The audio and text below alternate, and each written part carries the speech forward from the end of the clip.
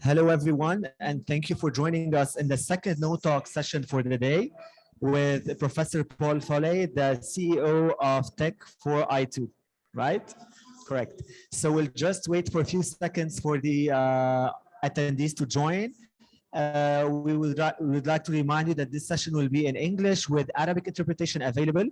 All you have to do is just click on the world icon at the bottom of the page and choose Arabic. And for your Q&A, please make sure to drop them in the Q&A section, and we'll be picking them up and asking them to Professor Paul. So this session is titled ICT for Knowledge-Based Economies. And Professor Paul Foley, again, the CEO of Tech for I2, which is specialized in applied research and consultancy around innovation, technology, and inclusivity. And I think these pillars makes much sense in our world today, especially in including inclusivity as a concept with technology and innovation. So let's start with our discussion with a brief on ICT as an economic and knowledge pillar, but also as a social inclusion pillar. Over to you. Thank you, Anthony. Thank you, everybody, for joining us, and thank you for the kind invitation to come and talk to you this afternoon. When we were talking about ICT and we were saying, what should we talk about? The one thing I kind of forgotten was that before we had the internet, you had the phone. So what's the difference between the phone and the internet? The phone is one-to-one. I want to phone you or you or you. It's a one-to-one conversation. The internet enables one-to-many communication. And I think that's one of the aspects sometimes we forget, how much things have changed since about mid-1990s up to now, is that communication is instantaneous. You can communicate with many people all at once, or you can find things more easily. Before, in Europe, you had yellow pages. You would look up, I want to buy some windows. You'd look up windows. Now you can look almost anywhere around for windows. And one strange thing that happened to me that I thought was really cutting edge at the time, I was going on a sabbatical to Adelaide in South Australia. And I had a very good friend there, and he said, there's this new thing. It's called the World Wide Web. I said, what does it do? He said, well, I'm going to go out and I'm going to try and find somewhere for you to live, and I will send you some pictures. And I said, how can you do that? It'll take ages. No, we're going to use this web thing. So he got the very expensive, I think it was $2,000, $3,000 camera from his university. He went to the house that we were going to look at so we could have a look around, decide if we wanted it. He posted these things up on his web page. By the wonders of technology, I then phoned up through my dial-up modem, and satellite got me to the web page. And there were two pictures there. One was of a swimming pool and one was of a bathroom. So I said, David, what went wrong? Because we've spent, huge amount of money, cameras, satellites, everything else. He said, oh, I forgot to put a new battery in it and the battery ran out. But that at the time was just cutting edge, that you could get something instantaneously, that geography was broken down between, Europe and Australia. There were still teething problems like we had just before now. Everything is quicker, geography has been eroded, and I think that will come through in some of the things that we've been talking about, as well as inclusion. At that time, you needed to spend lots of money to be able to access it. These days, it's a good deal easier. Perfect. So let's start with the first topic for this session, which is ICT and the erosion of geography. So how does connectivity for households, but also the enterprises and businesses erode barriers created by geography? As I was saying, I think it's this change from one-to-one to one-to-many. That if you're looking for something, you can look at many things all at the same time. Podcasts, as we're doing now, we can talk to many people. There were early experiments with the telephone about using that as a broadcast medium instead of radio. But we're now doing a very small podcast, broadcast, whatever you want to call it, and you can reach many people. And I think that is one of the main differences, is that if you are selling something, you can now reach many different markets very easily across the whole of the globe. There are still the problems of getting your products and services there, but if it's a digital service of some sort, it's fairly easy to be able to communicate. I know when we were looking at use of the internet in around about 2000, use of internet in the UK was far greater amongst non-Indigenous groups than it was amongst Indigenous people in the UK. And we found out that bandwidth use was far greater because of the early stages of video. And video conference calls with your family in other countries were exceedingly important to those groups. And again, it's this breaking down of geography. Previously, you would have to go somewhere to buy something. You can now buy things. You would have to have a telephone call one-to-one with somebody. Now you can see people as well. And that's all happened in 25 years, probably at the very most. It's changed things a great deal. Yes, and by geography, we're here highlighting maybe the geographic, the locations. But when we mentioned first inclusion, so geography, it's also connecting the people, indigenous people, but also women in one country to women in other countries. And you have seen the revolutions, how with the advancement in ICT and social media, it was a reality in the Arab world. So now moving to the second topic, maybe like the world is witnessing a new digital economic order. Which is represented ultimately by the massive creation of knowledge, not only creation, but also diffusion and localization. So when we speak about the new communications channel for households, can we consider the digital divide as a global emergency? Okay. There are many sorts of divide. I think I'll divide your question into two.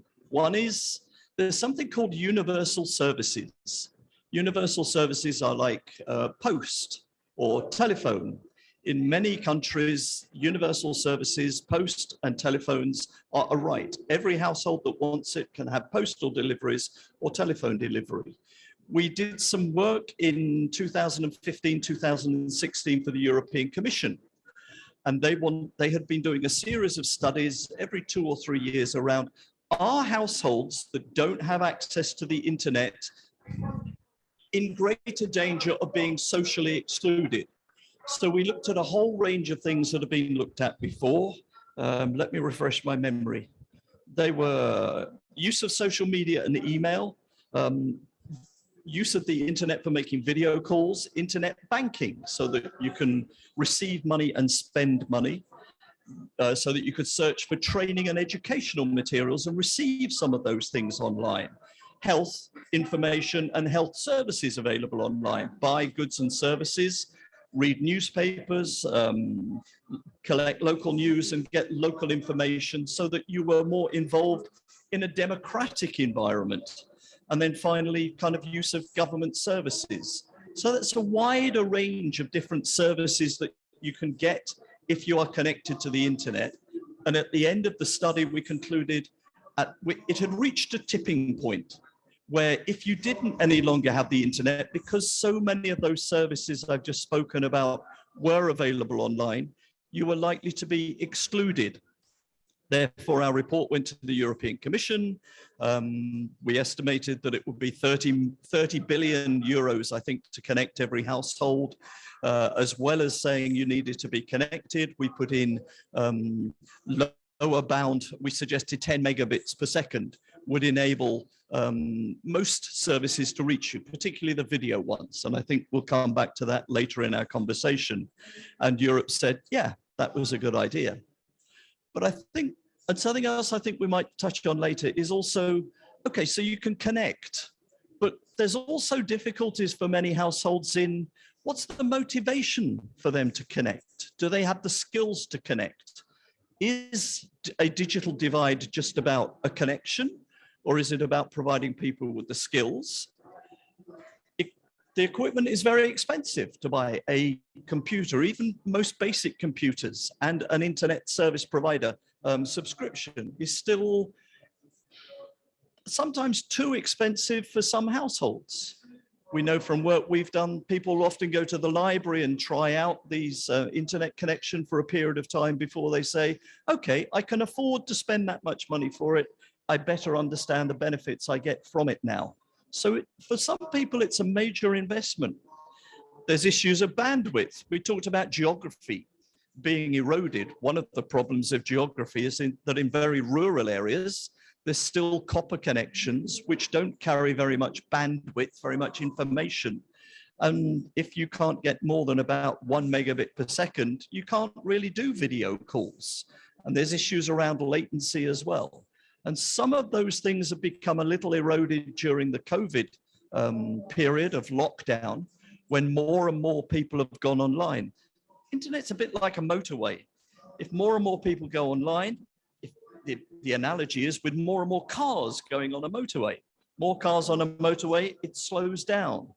And the internet slows down in a similar way, which is why in some countries, people had problem with jitter on their video connections, or they couldn't get Netflix or other things at all, because more people were using the bandwidth, the pipes that were available, and latency wasn't good enough, so there was disruption.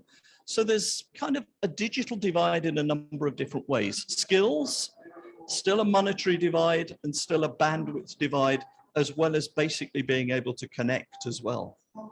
Yeah, so this would move us maybe to another also topic here. Like, we hear a lot, like now globally, the ITU estimates around 63 to 69% of people, population is available online. But is it enough to be available online? Like, if you have access to the internet, but not a proper internet, absence of infrastructure, the affordability as well. If the internet is available, but there are some economic barriers, if you want, or income barriers, we cannot just consider that we are online. Yeah. So this would move me to a question. How can governments, and not only governments, like let's take it from a multi-stakeholder approach, but also businesses, the private sector, or even individuals can contribute to bridge the digital divide and transform it into digital opportunity maybe? Okay, it's a good question. I think in the first instance, every household business should be able to connect to the internet. There should be a pipe or something going past their house or their factory or their offices where they can connect. If you can't do that, it's pointless trying to address the other problems. There are a number of initiatives available in lots of countries which are really community-led, where often it is older people or less socially excluded people that are less able to acquire the skills or have the money to be able to do some of these things. So there are some fantastic initiatives that some friends of mine have been involved in, where local communities work together, get volunteers to help older people. And usually the trick there is to say, you know, what really interests you? Oh, I like gardening, or I like planes. Okay, well, let's have a look at some gardens or some planes online. And you motivate them, get them interested. You don't worry about, don't press Control-Alt-Delete. Don't worry about that. Don't worry about this. Just get the motivation going. And then they will, have enough motivation to address some of the other problems. I think the problems of the cost of equipment are always going to be there, but hopefully perhaps cheaper equipment or second-hand equipment can address that. And I think the bit that always gets forgotten is we spoke about connectivity, being able to connect. I think the quality of that connection is something that also sometimes gets forgotten. Okay, you're connected, but at what speed? Do we have enough backhaul bandwidth to be able to receive the services that are available now, or possibly even more of the services that will be available in the future with 4K video, 8K video, and some of those things? That's going to take up a lot more bandwidth. We need bigger pipes, basically, to be able to do that. All right, just for the virtual audience, keep your questions coming. I'm just checking them as we go and just putting them together. Maybe now moving to the business perspective, from a business perspective, and how ICT has impacted businesses. Maybe for some it has it drives productivity and integration and coordination, but for some others, especially MSMEs that cannot afford the investment which is required, they are left behind, and this is another sort maybe of digital divide. What are some untapped opportunities that new communications can offer, especially to micro, small, and medium enterprises? Okay. As we were talking about before, I think internet connectivity breaks down geography. It opens up markets within your own country or even markets elsewhere overseas. That probably is the biggest advantage for all businesses, basically. You want to increase your market size, you're no longer constrained. Other things being equal, tariffs and other things being equal, by the country that you're in or the environment that you're in. I think there's also access to greater information, more research, more innovation, more investment, those sorts of things that can help a country to grow. Learning how you can undertake your operations more effectively, developing new products and services. Those will enable a company to be able to become more competitive. I think the two big things that come about for most businesses are the speed of connectivity. Lots of businesses now are doing work around kind of just-in-time delivery. One of the benefits of just-in-time delivery is you no longer need to carry stock. You don't need big warehouses to keep things, ready for when you need them. With just-in-time delivery, if somebody buys what color Ferrari do you want? It's a red Ferrari. It's always a red Ferrari. Ferrari say, okay, we've just got this order in. I wouldn't mind a yellow Ferrari as well. I know, nobody should ever have a yellow Ferrari. A red Ferrari. So Ferrari go, yeah, we need to order some more red paint. And it's this model that we want. We know that we don't have very many of those. We've got to change the production line now so that we can keep that going. Ferrari possibly is an indulgent example, but even some of the most basic things can change. It enables more bespoke things to be created. You want, as I am, slightly large. You want a larger waist, but shorter legs or something like that. Yeah, we can change the machinery instantaneously to do those things. So that's kind of the supply chain relationship. I think one of the things that cloud and cloud computing provides is the ability to get lots of different sources of information all at the same time. So from Internet of Things devices. One of the best examples of that is probably traffic management. You can take information from cars that are on roads, information from satellites looking at what is happening to traffic. Waze is a traffic app. There are others out there. So, what do we need to do? Perhaps the emergency services can be informed to say, there's a vehicle broken down here. In the meantime, can you push, traffic in a different direction? That involves lots of information coming together all at the same time. And it's really only cloud computing and all that access to information that enables that to take place pretty much instantaneously and enables those immediate responses. While I was walking over the London Book Fair, there's the United Nations publications, and there's a data report by the UNDP, and I came across an interesting data point, which is not interesting, not at all.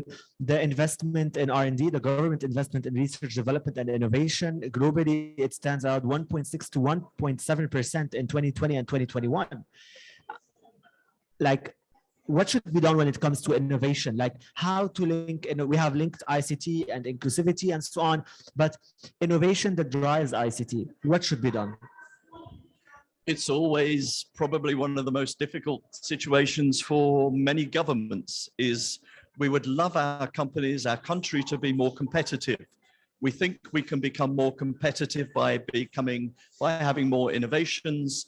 How do we develop more innovations? We'll put more money into research. The trouble is, research is an input. The output is probably an innovation. The next step is probably the impact of that. So you've got input, output, and an impact. And the impact is it's incorporated in goods and services that are well traded, well marketed, very competitive on a market, and they are sold. If you don't have that end point, it's all very well putting all the other building blocks in place, but sadly, you will be putting money into research and innovation that might not necessarily lead to market-based innovations. There are cases perhaps for saying we need to put more research and innovation into things that we can control. In the United Kingdom, there is a predominantly public health service. So what can we do to increase health services? What can we do to increase, citizen well-being and some of those things? It's one of those very difficult conundrums. Many businesses can say, I'm doing very well. Everything's fine. I don't need to invest money in new innovations. I'm selling enough of these widgets already. It's a difficult problem. Yes, and here maybe we need to emphasize more on the digital strategy of the government. That now with the emergence of digital transformation, governments, they are trying their best to incorporate digital transformation pillars in their strategies, processes, and policies. So should we revisit, we as again a multi-stakeholder perspective, our strategies in light of the pandemic's risks, be it political, economic, or social? I think one of the things that the pandemic has created, we were very lucky, or very fortuitous somehow. We were undertaking a whole load of work in January, looking at latency, speeds of connection, how quickly kind of messages were sent from different countries to Facebook, Amazon, all sorts of different things. The pandemic then broke out, and we looked at different amounts of data used in different countries. We know that in Madrid, internet use went up by 30% or the volume of data being exchanged went up by 30% in 7 days, in 1 week. That's as much growth as usually takes place in a year. So you have 1 year's growth in a year, which was why some of the systems, this latency that I told you we might return to, and the bandwidths, the bigger pipes, that led to kind of degradation. The speeds that you connected with Amazon went down. The speed you connected with Netflix and YouTube and some of the others went down. They were the quickest to recover because they were the ones that relied on video connections and bandwidth in order to be able to provide the services that were there. So in terms of government's planning, yeah, I think the pandemic has created perhaps a realization that there is a need to look at some of the backhaul network, the dark fiber, the internet exchange points, the big routers that sit on the internet and fly all the traffic in the right direction. Cloud and cloud data centers became very important. And those are the things that often get forgotten, the bits that are in the background that keep the thing ticking over. It's very easy to look at the interface, to look at the screen that you're looking at now, or for us to say, okay, we'll talk to each other. But how does that signal get there? How does that signal get to you? And sometimes those things can get eroded. And I think it's for governments to look at some of those things, as well as some of the things perhaps that are easier or more commonly measured.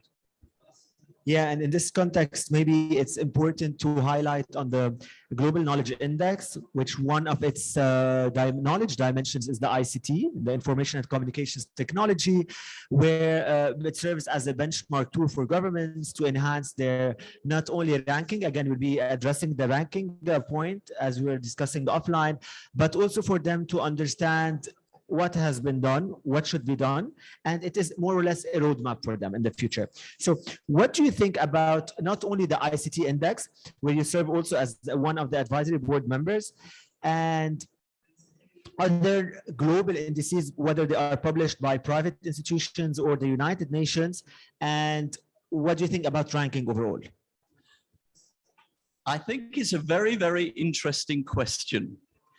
And I kind of always look at it in two different ways. One is putting together these things is fascinating. It's interesting. It provides you some interesting results.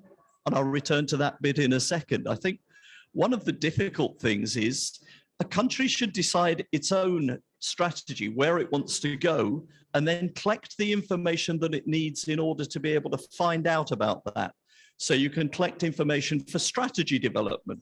Do you need to worry about social exclusion? Do you need to get more businesses connected? You can find out about that in your own country. Then you can say, okay, we need initiatives to try and address that problem, operational activities, make things happen, different initiatives to help things happen.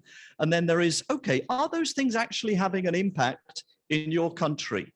At country level, I think they're excellent tools for better policy, or more informed policy making, hopefully more informed delivery, and hopefully if things aren't quite going right, you monitor things, evaluate what is happening and adjust them accordingly. Within a country, you can control those things.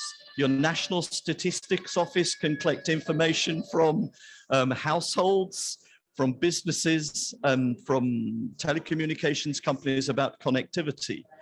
The thing that we have spoke about, and I'm pleased to say, and it will become, shortly we will sign a contract to do a large piece of comparison work that we've done, looking at the digital economy and society index across 40 countries.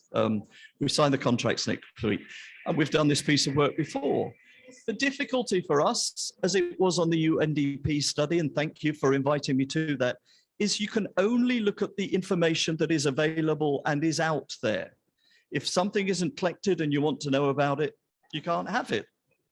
And that, I think, was one of the things that is useful about the ICT index. If I remember correctly, it's got 23 indicators. They look at inputs, outputs, and impacts. 17 of those indicators come from the International Telecommunications Union. That's been going for about 150 years. It started looking off at telecommunications contacts. It looks at kind of citizen involvement, the exchange of data, the exchange of information. It looks at all the things we were talking about before that you can kind of see. The thing it doesn't look at is connectivity to households behind the scenes, and also the backhaul network and all of those things. And if you're in a country and you want to improve connectivity, you need to start investigating those things. We know we've managed to do it a little bit, but perhaps there's a greater need to look at some of those things. If it's not there, you can't get the information to somebody, or you need to think about how you can collect it yourself. I think there are some festivities here. Never thought that a book fair would be that interesting as well. There's a music with the book fair, so we'll just proceed. So, Paul, my question is, like in the ICT index, there's the infrastructure, the access, and the usage. So, when you speak about the access, is it enough to speak about subscriptions, or it's also important to speak about the skills and employment in ICT jobs? Like we've spoken about ICT a lot, about if you want financial investments. What about human capital investments, especially in the ICT sector? Okay, I think I just about heard your question. I think one of the issues about ICT is that it can make many other things happen. Within a business, there's some work being done that says ICT is good, but if you transform your business and you use ICT, you need to change your operations, your management methods, delivery methods. You may no longer need a warehouse. It can be truly transformational, and that can make a big impact. It's one thing amongst many things in a kit bag that can change things in the household, can change things for a business, and it's one thing that a country can use to try and change many of those issues. So we have a question from a colleague who was serving on the advisory board, Dr. Matez. He's saying that, do you believe that part of innovation activities and outputs is considered with creative products, such as cultural activities, international creativity, and media, or do you prefer restricting it to economic innovation? So, do you believe in the creative innovation or only the economic innovation? As I've said, it's up to a country, a region, a town, a city, a household to work out what is most important to them. I don't think it's necessarily an either or issue. It doesn't have to be one or the other. If a household wants to get more cultural input from Netflix and isn't worried about developing their skills or job creation or things like that, but nobody's ever going to go either or. It's about looking at how technology can be used across many different areas. Yes, we have another question from the audience. Is investment in ICT a sustainable investment? Is it an investment for the future? The way ICT is funded in most countries, it has to be sustainable. The telecommunications companies that are investing money generally need to show a return to their shareholders unless there are government subsidies. Therefore, it is sustainable. One of the debates has been recently about 5G investment, that 5G investment isn't taking place fast enough. Many people are saying, well, we need to get some return on our investment in 4G, which is a little slower first, and we'll look at 5G when we've got that return and when we have something new to offer. And are the investments in ICT reflecting in social well-being, enhancement of social welfare, if you want? Yeah. That is where we get back to the universal service obligation again. Excuse me, should government or should somebody intervene in the market if somebody is socially excluded? If they can't get connected, if they can't get the internet, if they can't get an adequate mobile signal, should government intervene to help them? As I say, in the study we did in Europe, we found the evidence for it, and the European Parliament passed a piece of legislation that says no household should be disadvantaged. Therefore, there will be this universal service obligation that everybody can connect. We cannot assume that in the ICT sector there's an invisible hand. So you believe that the government should interfere in the ICT sector? My problem is most of the noise is coming from behind you towards me. Can you repeat that? So I'm saying you were mentioning the government intervention, right, in the ICT sector. So don't you believe that there should be an invisible hand in the ICT sector, or the role of the government should be very dominant, or not dominant, at least there should be a government intervention for it to operate properly? I think each country will make their own decision. I think some countries that put great importance on these things will say they need to intervene. I think some countries will say, no, we have a free market economy. If the market doesn't meet the needs of everybody that's out there, perhaps we won't worry about it. If a company really wants a very high bandwidth connection, they will pay for it.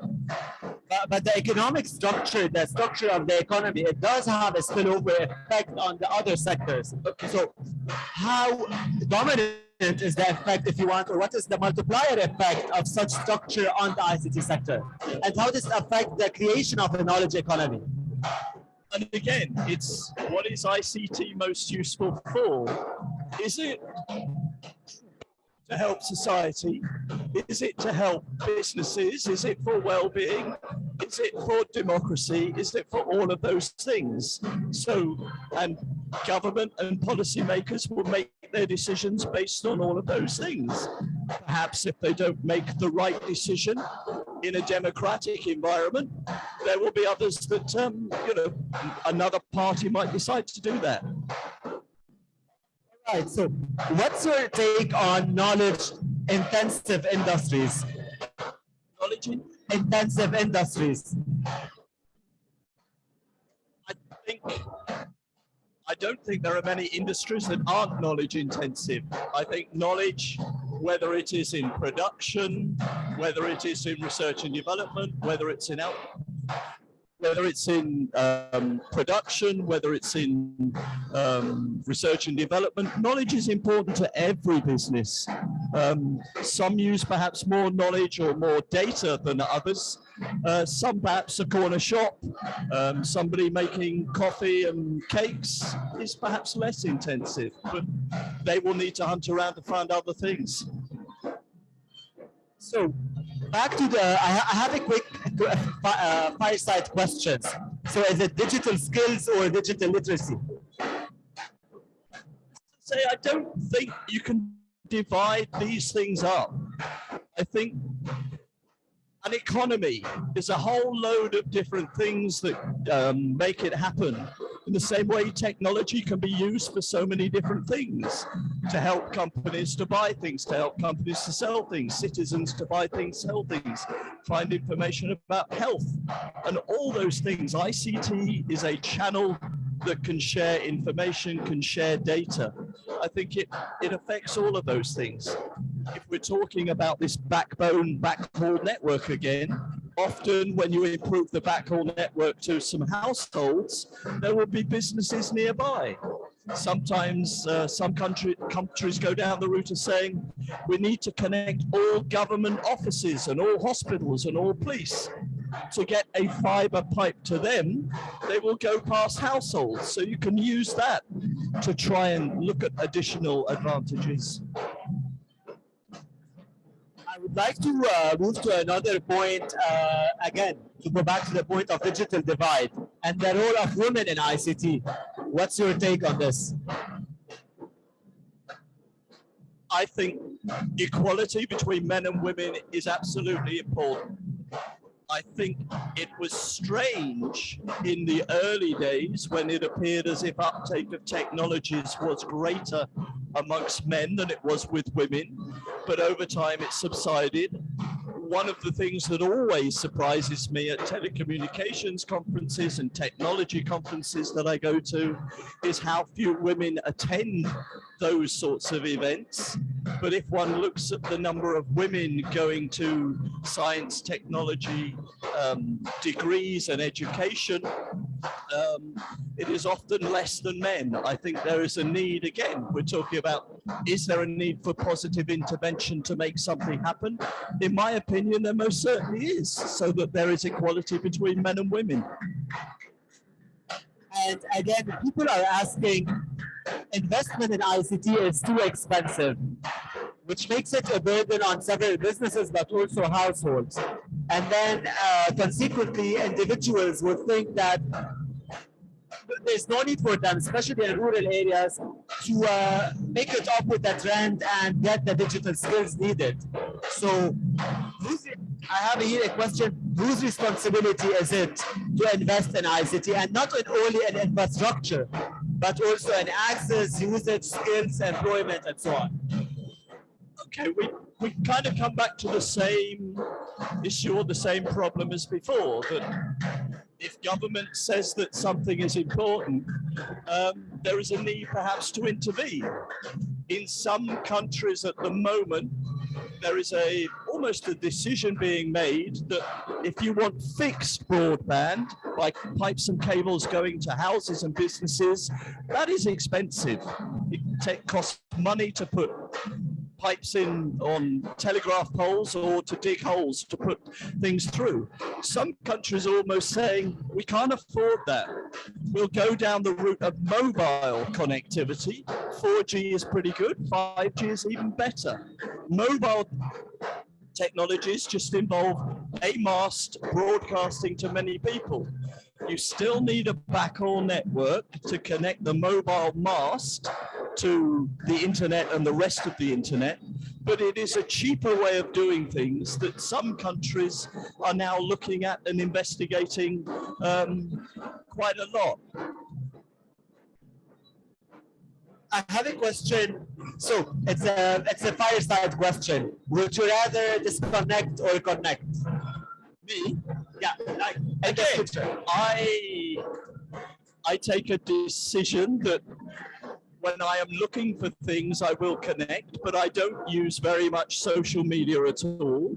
I don't like passing my details on to people. I don't like people tracking what I do, and we all know it happens, and I try to avoid it as much as possible.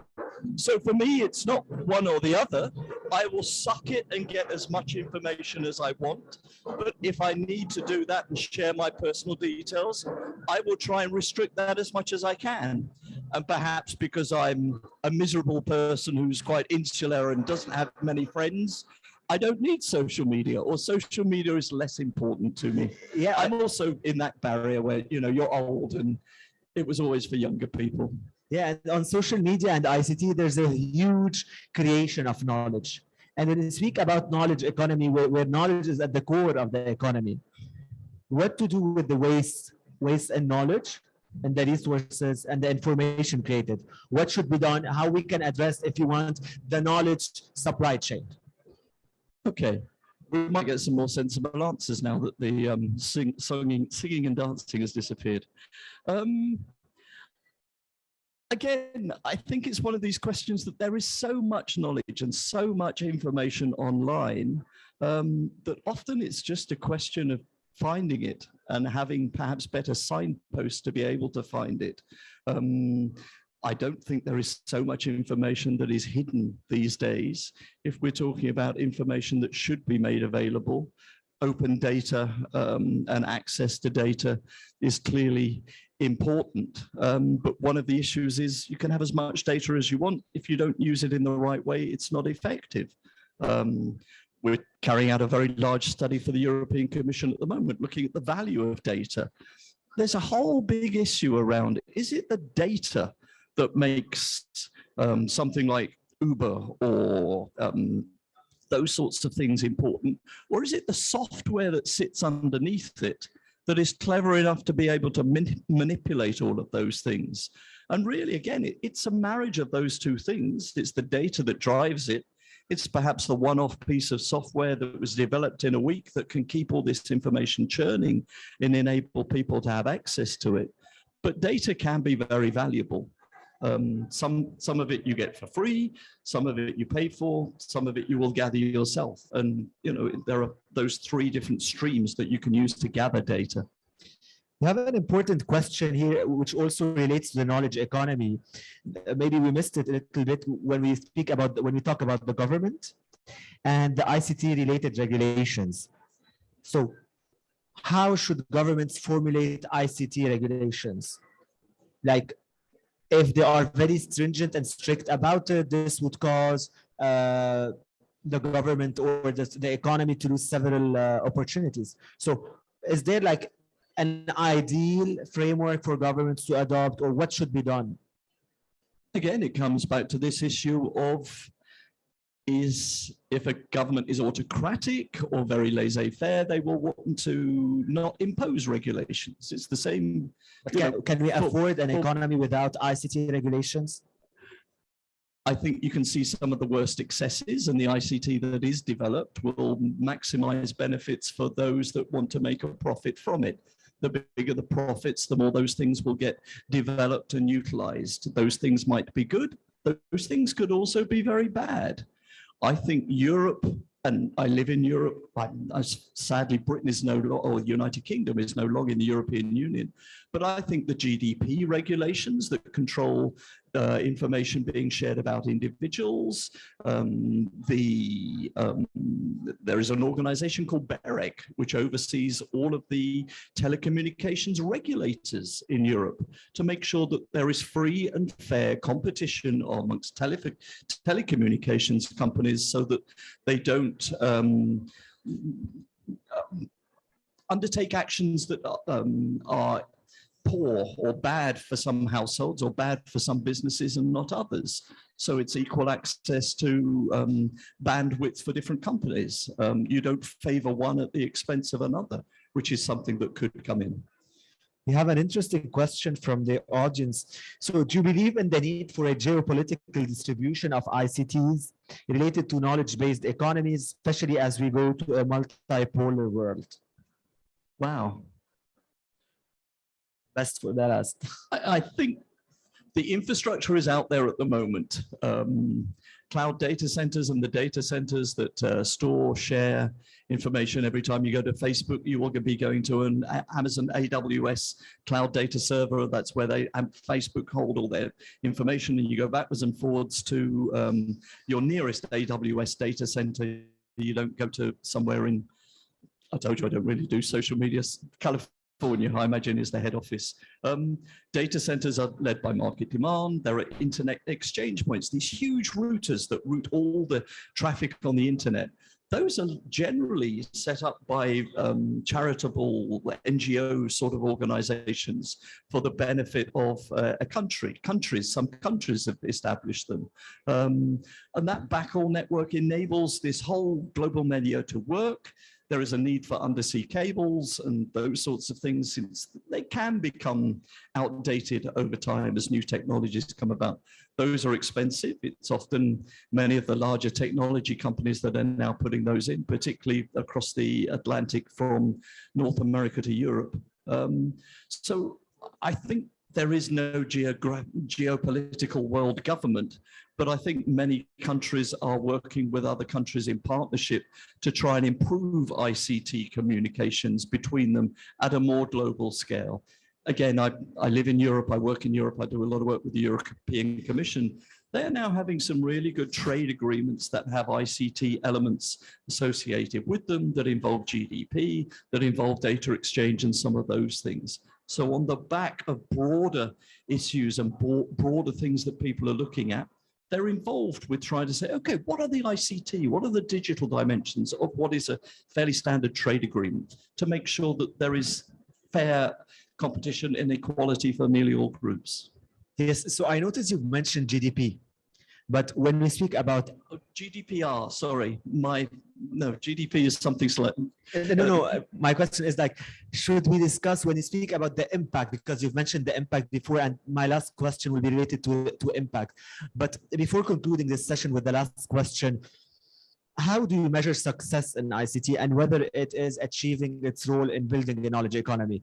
Should we measure its impact on GDP, on macroeconomic indicators, employment, job creation, and so on, or social well-being? Because I think we're not accounting for all the social stresses and, if you want, the cyber attacks, the cyber world, and so on. Now with the emergence of blockchain, new currencies, and so on, like, how do you measure the impact in this world, especially when you want to formulate policies in an economy which cares about, driving jobs and so on? I think we kind of go back to what we were talking about, indexes and benchmarking and what data is available and what data needs to be collected. I think it's for each country to decide what their own strategy is and what is important to them. If they measure it and other countries decide, yeah, that's a good thing. In Europe, the EU 27 countries get together and say, yeah, we need to start investigating this. This has become important. The Digital Economy and Society Index in Europe is composed of about 35 indicators. They change every year, just one or two, but it's dynamic. It tries to pick up on what is happening. And as things become more important, they start to measure and look at those things. I think one of the problems that both you and I have with the knowledge index that we worked on together and the work that we're doing internationally with the Commission is some of the important things that we think are important, nobody is measuring them. Perhaps because there is no incentive to measure them, because they're difficult to measure, because the private sector won't measure them. It's up to governments to measure them. Or perhaps because there is no financial return on those things. And perhaps there never will be on misinformation, cyber attacks, and those sorts of things. It's all very well to measure them. You make money out of stopping them. So it's about trying to get that balance again and trying to work out what is important to a country. How can you affect it? I think we've done a really good job in this short session about looking at how ICT can have a role in economic development, social development, well-being, and many of those things, how those things can take place at household level, in industries and other things. As for measuring some of those things and looking at the impacts, it's difficult. It's very difficult. So to conclude with the last question, is the ICT space driven, output driven, or impact driven? So are we making impact overall? I know there are several agendas for countries. There's no one unified agenda, but is the world, the ICT space, is it output driven? Like, we are chasing 5G, 6G, 7G if we can, but there are around billions of people out there, they do not have 2G or 3G. So are we output driven, profit driven, or impact driven? And what should be done? I think the technology itself is definitely profit driven, because in nearly every country it's telecommunications companies, internet service providers, data center providers that make money from this thing. What all of those things are used for, I think, is a different question. Many of those things will lead to profits for companies, but they can lead to better well-being for households and citizens. They can lead to better jobs, better skills, better life in so many different ways. So some of the things, I think, are profit-driven. Some of the things perhaps that mean more to more people, well-being and those sorts of things that are now becoming more popular. The environment is perhaps another issue.